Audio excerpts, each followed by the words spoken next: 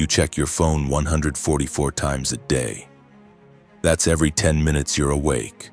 4 hours and 37 minutes of daily screen time. Over 70 days per year staring at a glowing rectangle. And here's the terrifying part.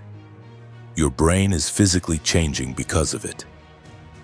Stanford researchers discovered that your smartphone is functioning like a hypodermic needle, delivering endless hits of digital dopamine straight into your reward system. And just like with drugs, your brain is adapting in ways that are destroying your ability to feel normal without it. 57% of Americans admit they're addicted to their phones. But the real number is way higher because most people don't realize they're addicted until it's already destroyed major parts of their lives. Relationships are falling apart, careers are stalling, mental health is collapsing, and none of it feels connected to the device in your pocket because the addiction is so normalized that checking your phone constantly seems like regular behavior. It's not. It's a carefully engineered dependency that's rewiring your brain in real time. Dr. Anna Lembke is a professor of psychiatry at Stanford University and one of the world's leading experts on addiction. She wrote a book called Dopamine Nation about how modern technology has hijacked our brain's reward system. Her research shows that smartphones activate the exact same neural pathways as cocaine, alcohol, and gambling. Every notification, every like, every new message triggers a dopamine release. That's the chemical that makes you feel good, motivated, and satisfied. Your brain evolved this system to help you survive. Dopamine rewards you for eating, socializing, and accomplishing goals. But smartphones have turned it into a weapon against you. Here's how the trap works. When you get a notification or see something interesting on your phone, your brain releases dopamine. That feels good, so you reach for your phone again, and again, and again. But your brain isn't stupid. It notices that dopamine is flooding in way more than it should naturally. So it adapts. It starts down-regulating dopamine production and shrinking dopamine receptors to bring things back to baseline. This is the exact same process that happens with drug addiction. Your brain builds tolerance. Now you're not using your phone to feel good anymore. You're using it just to feel normal. Without that constant stream of digital stimulation, you drop into a dopamine deficit state. And that state feels exactly like depression. Low motivation, low energy, anxiety, irritability, craving for more stimulation. You're not scrolling because it makes you happy. You're scrolling because not scrolling makes you feel terrible. Dr. Lembke describes it as your brain being hijacked. And unlike drugs where the user eventually runs out of money or access, your phone is always there, always available, delivering unlimited dopamine on demand. The brain changes are measurable. Research shows that heavy smartphone users experience decreased gray matter in areas of the brain responsible for self-regulation and decision-making. These are the same neural changes seen in people with substance use disorders. Your prefrontal cortex, the part that handles impulse control, planning, and rational thought, is literally shrinking. Meanwhile, your limbic system, the primitive part that craves instant gratification, is getting stronger. You're becoming less capable of controlling yourself and more driven by immediate impulses. 67% of smartphone users check their phones for messages even when they haven't received any notifications. Think about that. You're checking for something that isn't there. That's not rational behavior, that's compulsion. That's your brain so desperate for a dopamine hit that it's making you hallucinate phantom vibrations and imaginary alerts. 44% of people experience genuine anxiety when separated from their phones. They call it nomophobia, fear of being without your mobile device. This isn't a personality quirk. It's a withdrawal symptom. The sleep destruction is catastrophic. 67% of teenagers report losing sleep due to late-night phone use. But it's not just teens. Adults are doing the exact same thing. The blue light from screens suppresses melatonin production, the hormone that regulates your sleep-wake cycle. So you're lying in bed scrolling and your brain thinks it's daytime. You can't fall asleep. When you finally do, the quality is terrible. You wake up exhausted. And what's the first thing you do? 88% of teens check their phones within 10 minutes of waking up. You're checking your phone before you're even fully conscious. Before you've processed where you are or what day it is, you're already back in the dopamine loop. Poor sleep cascades into everything else. Fatigue, difficulty concentrating, increased anxiety and depression, weakened immune system, weight gain, higher risk of chronic diseases. And it all traces back to the phone you can't put down at night. One study found that teens who spend 5 or more hours daily on electronic devices are 71% more likely to exhibit suicide risk factors compared to those who use devices for 1 hour. 71%. That's not correlation. That's causation strong enough to terrify any researcher looking at the data. The productivity destruction is staggering. Studies show that smartphone addiction causes moderate to severe decreases in work productivity. Not because you're spending work hours on your phone, though you are, but because constant interruptions fracture your ability to focus. Every time you check your phone, you're pulling yourself out of deep work and into shallow distraction. It takes an average of 23 minutes to fully regain focus after an interruption. You're checking your phone every 10 minutes. Do the math. You never reach deep. You never reach focus. Ever. You're operating in a permanent state of scattered attention. 36% of millennials spend more than 2 hours per workday on their phones for social media and texting. That's over 10 hours per week.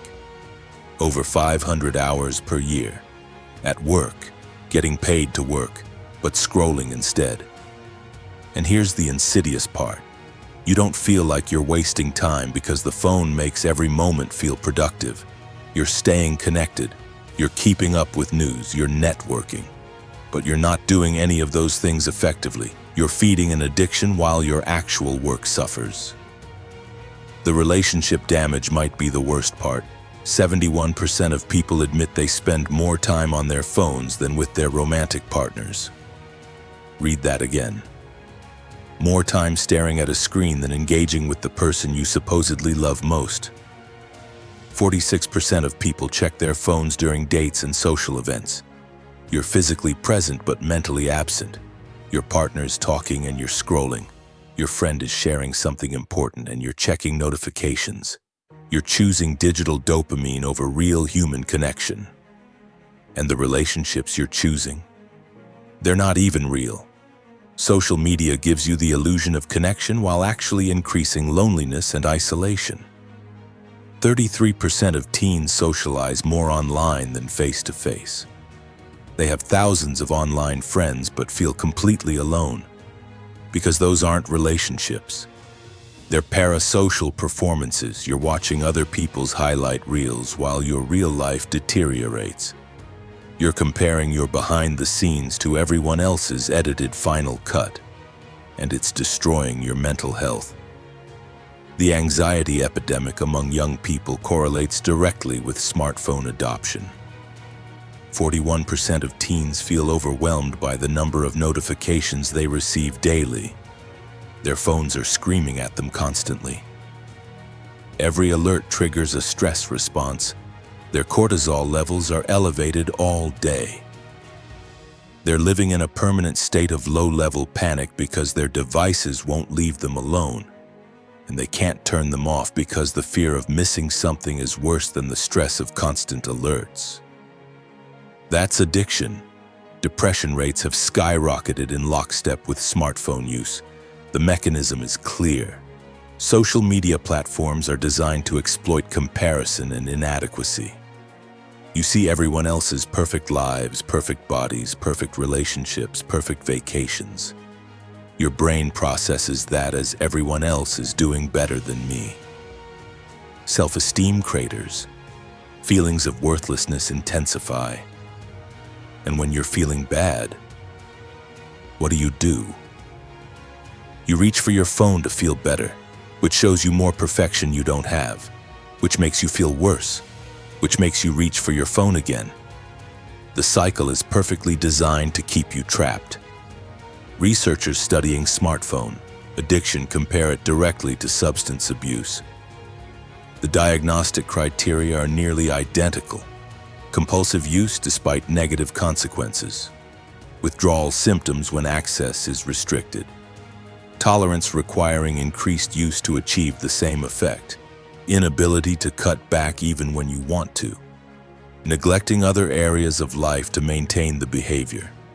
Lying about or hiding the extent of use. Using to escape negative emotions. That's addiction. Full stop. And 6.3% of the global population meets clinical criteria for smartphone addiction. That's 500 million people. But here's what makes phone addiction more dangerous than drug addiction. Society doesn't recognize it as a problem. If you were shooting heroin 4 hours a day, people would intervene. If you're scrolling Instagram 4 hours a day, that's just normal. There's no stigma, no interventions, no treatment programs. Just millions of people quietly destroying their brains while everyone around them does the exact same thing. The normalization makes it invisible. And what's invisible can't be fought. The companies know exactly what they're doing. Former tech executives have gone public about the manipulation. Apps are designed by engineers who study addiction and build that addictive quality directly into the product. Infinite scroll keeps you from natural stopping points. Variable ratio reinforcement schedules, the same mechanism that makes slot machines addictive, power your social media feeds. You never know when the next interesting post will appear, so you keep scrolling.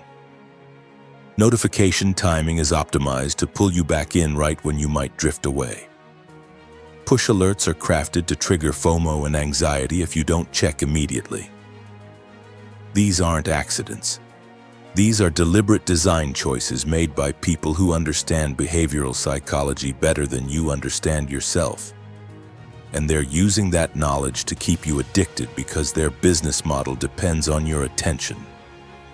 The more time you spend on their apps, the more ads they can show you, the more money they make. Your addiction is their profit margin.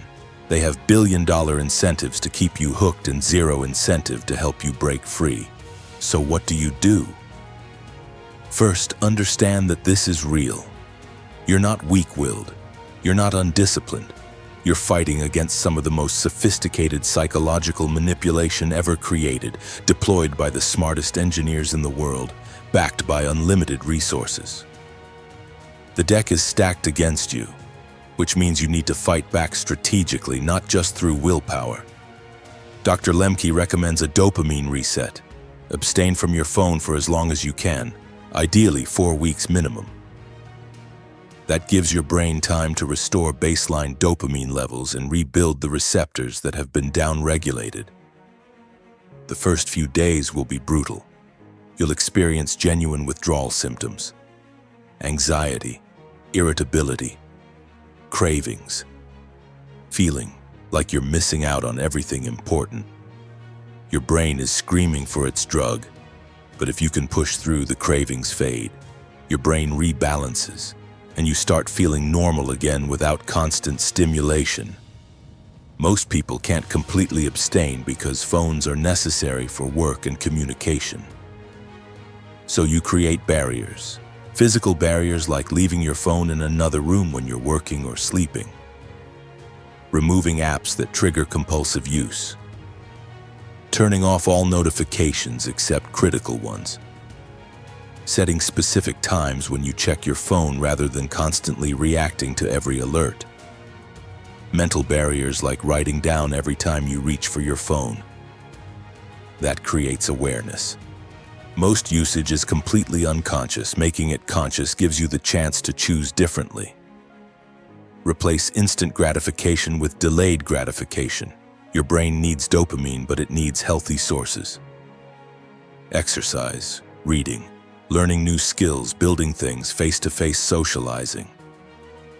These activities produce dopamine naturally without the harmful cycle that digital stimulation creates. They're harder. They require more effort. They don't give you the instant hit, but they build real satisfaction that lasts instead of fake satisfaction that disappears immediately and leaves you craving more. Set concrete limits, not vague intentions like use my phone less. Actual rules. No phone for the first hour after waking up. No phone during meals. No phone in the bedroom.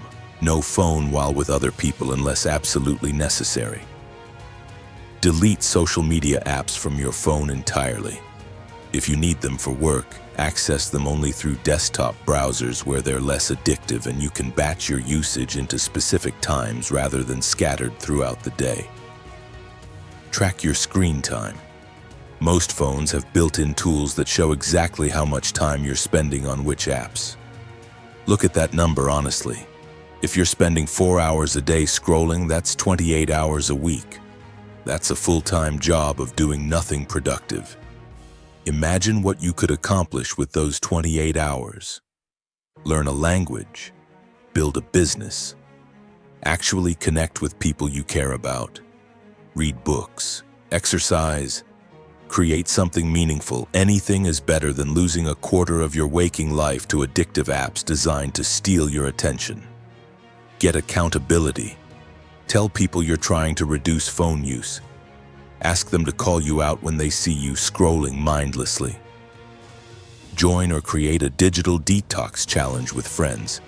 The social pressure and support makes it easier to stick with changes. Addiction thrives in isolation.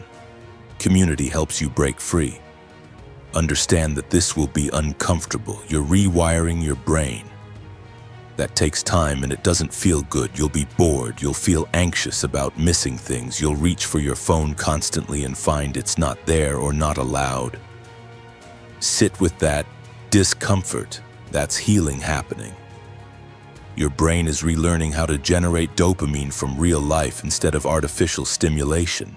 The discomfort is temporary. The benefits are permanent. Your phone is destroying your brain, your attention span, your ability to focus, your sleep, your relationships, your mental health, your productivity, your happiness. But unlike most addictions, this one is completely reversible. Put the phone down, create barriers, replace fake dopamine with real dopamine. Give your brain time to heal. The first week is hell. The second week is hard. By week 3, you start noticing improvements. By week 4, you wonder how you ever lived any other way. 70 days per year. That's what you're losing to your phone right now. 70 days of your life gone, spent on nothing, achieving nothing, building nothing, connecting with no one, just feeding an addiction while telling yourself it's normal. It's not normal, it's brain damage. And every day you wait to fix it is another day lost that you'll never get back.